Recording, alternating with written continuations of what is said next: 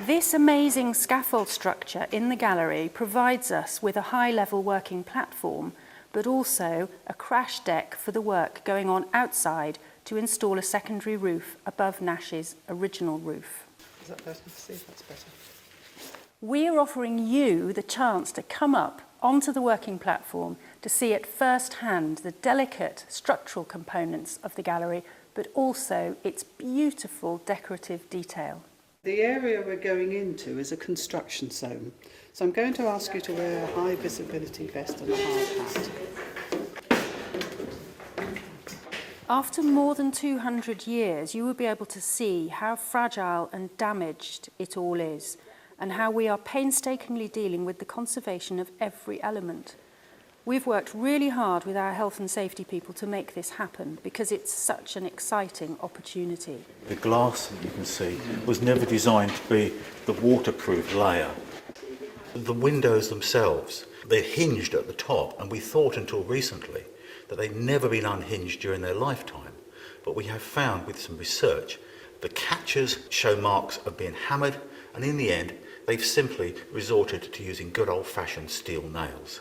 So the windows are held back up with something from the ironmongers.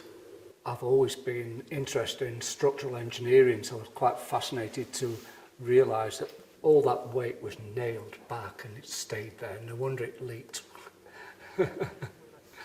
It's quite an amazing experience to be able to come up and get this perspective here of this ceiling. You think it's actually curved glass, but when you get up close, what you can see is it's straight panes of glass in a wooden frame that is wider at the top, narrower in the middle, and then wider at the bottom. So it's quite an optical illusion. The thing that I really think is wonderful about coming up here is being able to get a close view of this lovely fringe cornice. We've got tiny leaves here with beautiful detail in the veining of the actual leaf itself. These are some samples of some of the casting. You've seen what happens to it. It cracks. It isn't very stable. We'll only replace where it's actually come away and it's been damaged. Thank you.